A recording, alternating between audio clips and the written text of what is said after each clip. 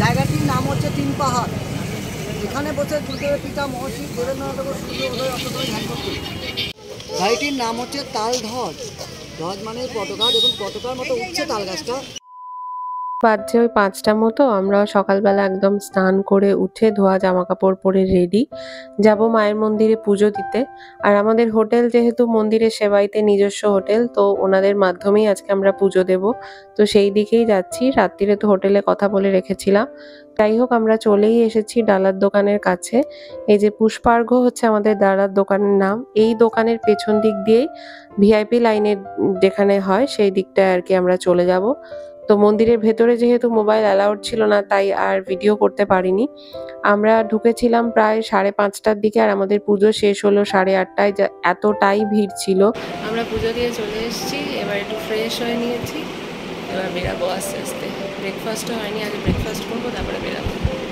আজকে যেহেতু আমাদের বোলপুর শান্তিনিকেতন ওই দিকটা যাওয়ার কথা, তাই পুজো দেওয়া শেষ হতেই আমরা চলে এসেছি ব্রেকফাস্ট করতে। তবে হোটেল থেকে একটু দূরে এসেছি, কারণ এখান থেকেই আজকে আমরা গাড়ি ধরে বেরাবো।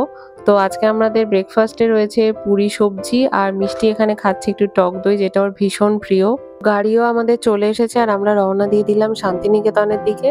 আর ড্রাইভার দাদা যা বললো তাতে মোটামুটি 3 ঘন্টার মধ্যেই আমরা পৌঁছে যাব, কারণ এদিকের রাস্তা খুব ভালো। আর আজকে বাইরের ওয়েদারও ভীষণ ভালো, কিন্তু রোদের প্রচন্ড তেজ। গাড়ির থেকে নামলেই গরমটা যে কিরকম লাল মাটির দেশে সেটা টের পাওয়া যাচ্ছে। তো কথা বলতে বলতেই আমরা পৌঁছে গেলাম আমাদের আজকের ফার্স্ট ডেস্টিনেশন সোনাঝুরি হাটে। কিন্তু গাড়ি থেকে নামতেই বাইরে এত গরম ছিল, মানে জাস্ট ভাবা যাচ্ছে না। মানে গাড়িতে থাকতে সেটা বুঝতেই পারিনি। তো আমরা নেমেই ওই জন্য আগে একটু দাঁড়িয়ে গেছি যে শশা খেয়ে শরীরটাকে ঠান্ডা করার জন্য। চলো, মেজাজটা এবার একটু ঠান্ডা হয়েছে, এবার আস্তে আস্তে এগিয়ে তোমাদের সোনাঝুরি হাটটা একটু ঘুরে দেখায়। এর আগে আমি বহুবার শান্তিনিকেতন এসেছি, কিন্তু সোনাঝুরি হাটে আমার আসা হয়নি। বহু ভিডিও দেখেছি এই হাটে। তো চলো এবার একটু ঘুরে দেখি।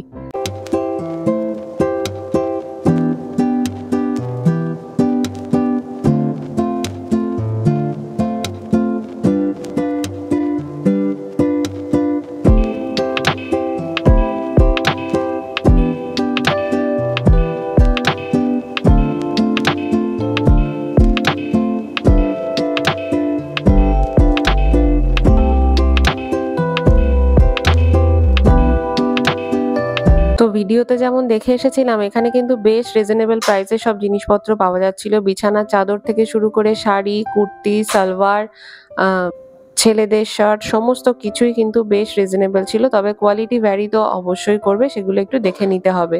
এখানে আমরা এখন দেখছি এই যে শার্টগুলো শানু দেখছিল, সেগুলো কিন্তু 200 টাকা করে বলছিল, কিন্তু দাম অনুপাতে কোয়ালিটি কিন্তু ভীষণ ভালো ছিল। তবে সাইজগুলো একটু ভ্যারি করছিল। তোমরা ওগুলো কিন্তু চেষ্টা করবে ট্রায়াল দিয়ে তারপরেই কেনার। এখানে দেখো বাচ্চাদের জন্য কি সুন্দর সুন্দর ধুতি প্যান্ট দিয়ে সেট পাওয়া যাচ্ছিল। এগুলো মোটামুটি 200-250 থেকে স্টার্টিং প্রাইস বলছিল। তবে একটা আমাদের খুব পছন্দ হয়েছিল, সেটা যদিও মিষ্টির সাইজের বড় ছিল, ওরই মধ্যে দেখে শুনে আমরা একটা নিয়েছি ওর জন্য, রেড কালারের। এবার আমার নেওয়ার পালা। আমি এখানে বেশ কিছু কুর্তি দেখছিলাম, তো অনেক খোঁজাখুঁজির পর নিজের পছন্দ মতো একটা পেয়ে গেছি। মা নিয়েছে একটা কুর্তি, আর আমি নিয়েছি এটা 2 পিস সেট। এখানে কিন্তু সব দোকানেই ফিক্সড প্রাইস। এই দোকানটাতে পার্টিকুলারলি 2 পিস, 3 পিস, 1 পিস সমস্ত কিছুই অ্যাভেলেবেল ছিল। 1 পিস গুলো স্টার্টিং হচ্ছিল 350 থেকে, আর কুর্তিও প্লেন কটন কুর্তি 300 টাকা থেকে শুরু। তারপরে যেরকম কাজ সেই অনুযায়ী দাম ভ্যারি করছিল।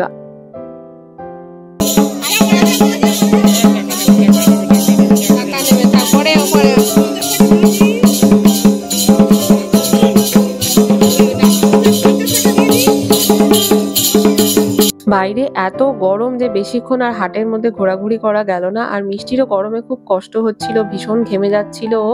আর অলমোস্ট 1:30টা বাজেও। তো আমরা তাই ভাবলাম যে তাড়াতাড়ি লাঞ্চটা সেরে নিই। তাই ড্রাইভার দাদা নিয়ে এসেছেন একদম কাছেই হাটের এই রামশ্যাম ক্যাফেতে। এদের কিন্তু থাকার জায়গাও রয়েছে। রিসর্টটা খুব সুন্দর করে সাজানো।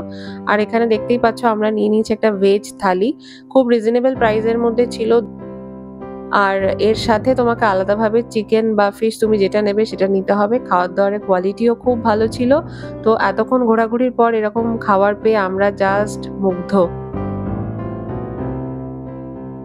খাওয়া দাওয়া তো শেষ, এবার চললাম শান্তিনিকেতনে বিশ্বভারতী ক্যাম্পাসের দিকে। আমরা ঢুকে গেছি ক্যাম্পাসের মধ্যে, তবে এর বেশি আর গাড়ি যাবে না, তাই এখান থেকেই তোমাদেরকে টোটো করে নিতে হবে, তবে একটু বার্গেনিং করে নিও। তো আমরা অনেক বার্গেনিং করার পরে আমাদের 1000 টাকাতে রাজি হয়েছে। আর আজকের জন্য এই টোটো দাদাই আমাদের পুরো ক্যাম্পাসটা ঘুরে দেখাবে এবং উনিই আমাদের গাইড। চিত্রশিল্পী নন্দলাল বাবু, জায়গাটির নাম হচ্ছে তিন পাহাড়। এখানে বসে গুরুদেবের পিতা মহর্ষি দেবেন্দ্রনাথ ঠাকুর সূর্য উদয় অস্ত সময় ধ্যান করতেন। যখন প্রথমত রবীন্দ্রনাথ ঠাকুর বেড়াতে আসেন, আমার বয়স ছিল 11 বছর 60 মাস। আমার জায়গায় বেড়াতে কোপালি ঘাট থেকে 3টি পাথর নিয়ে আসে, তার জন্য পরপরে 3টি ধাপ বানিয়ে তিন পাহাড় নাম দিয়েছিলেন। এখানে বসে গুরুদেব 4 লাইন কবিতা লেখেন, হাট বুঝলেন। তখন থেকে এখানকার ছেলেমেয়েরাই পড়ে, মানে একদম নার্সারি থেকে। এর নাম আনন্দ পাঠশালার নামকরণ করছিল স্ত্রী নীলান্বী দেবী। ওনার অজের নাম ছিল ভবতারণী। উনি মারা যাওয়ার পরে জায়গাটির নাম নীলান্বী দেবী আনন্দ পাঠশালা দেওয়া হয়।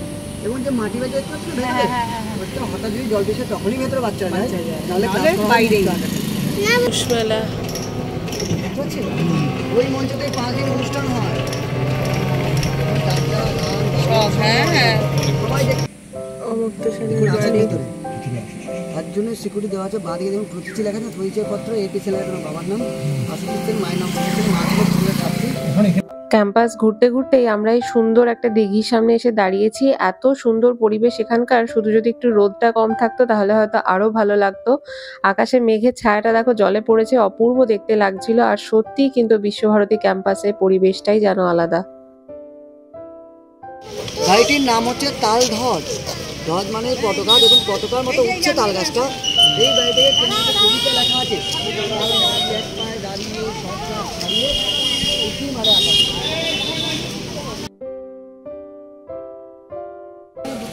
ভেতরে একটা বাড়ি, ঘোড়া যেগুলো রং করা ছিল ছাতিম গাছ। এই ঘোড়া ছাতিম গাছে ঘোড়া ওনার বাবা 1861 সালে ভ্রমণ করতেছেন পালকিতে। তখনকার দিনে জলপথে পালকিতে যখন এখানে এসেছিলেন তখন রাঙামাটির পথ ধরে চলে যাচ্ছেন জমিদার কাছে। সেই জমিদার ছিল আত্মিক বন্ধু, নাম ছিল ভুবন মোহন ত্রিপুরা রায়। তার নাম জায়গার নাম ভুবন ডাঙ্গা ছিল। এটা তখন কিন্তু উনি জানতেন না এই জায়গাটা কার। উনি না জানতে পেয়ে এক আদিবাসী পড়িয়ে যখন চলে যাচ্ছে তাকে ডাক করে জিজ্ঞেস করেন যে এই জায়গাটা কার। এখান থেকে বেরিয়ে আমরা এখন এসেছি কঙ্কালীতলার মন্দিরে, মায়ের দর্শন করে তারপরে আবার যাব লাভপুরে।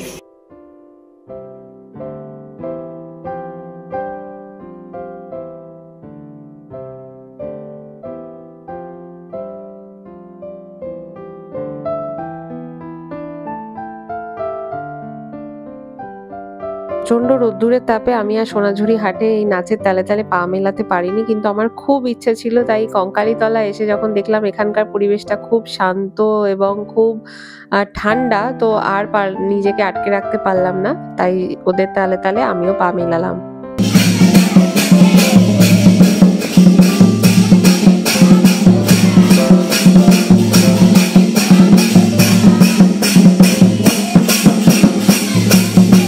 আমাদের কঙ্কালীতলা ঘোরা তো হয়ে গেছে, কিন্তু মিষ্টি খুব টায়ার্ড হয়ে পড়েছে, তাই আর আমরা লাভপুর গেলাম না।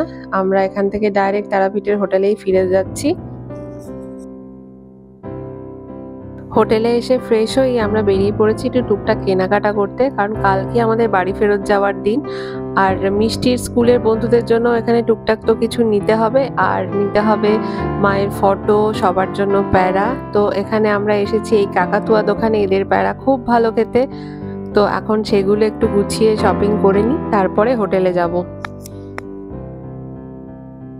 তো আজকের মতো কেনাকাটা কমপ্লিট। মেয়ের বন্ধুদের জন্য নিয়েছি একটা হকি স্টিক, আর একটা ছেলে ফ্রেন্ড আছে, আর মেয়েদের জন্য হচ্ছে ব্যাগ। এগুলো নিয়ে এখন যাবো, গোজগাছ করার আছে, কারণ কাল সকালবেলা 10:30টায় বেরাবো। তো ছটপট করে এখন রুমে যাবো। মুখ চোখ দেখেই নিশ্চয়ই বুঝতে পারছো যে আমরা কতটা টায়ার্ড। সেই ভোরবেলা উঠে মায়ের পুজো দেওয়া, তারপর সারা দিন টই টই করে ঘোরা, আর শরীর দিচ্ছে না। তো এখন বসেছি একটু আড্ডা দিতে, এই সাথে নিয়ে নিয়েছি এই চপ, তারপরে খাওয়া দাওয়া শেষ করে ব্যাগ গোছাবো। 9টা মতো বাজে, আমরা চলে এসেছি ডিনারে। আর আজকেও এসেছি কিন্তু ওই মহাপ্রভু রেস্টুরেন্টে, কারণ ওদের খাবার দাবার যে এত ভালো যে অন্য কোথাও যাওয়ার কথা আর আমরা চিন্তাই করতে পারছিলাম না। তো যাই হোক, আজকে ভীষণ টায়ার্ড, তাই ব্লগটা এখানেই শেষ করছি। আর তারাপীঠের সিরিজও এখানেই শেষ হচ্ছে। দেখা হচ্ছে পরের কোনো ব্লগে। টাটা, সবাই ভালো থেকো।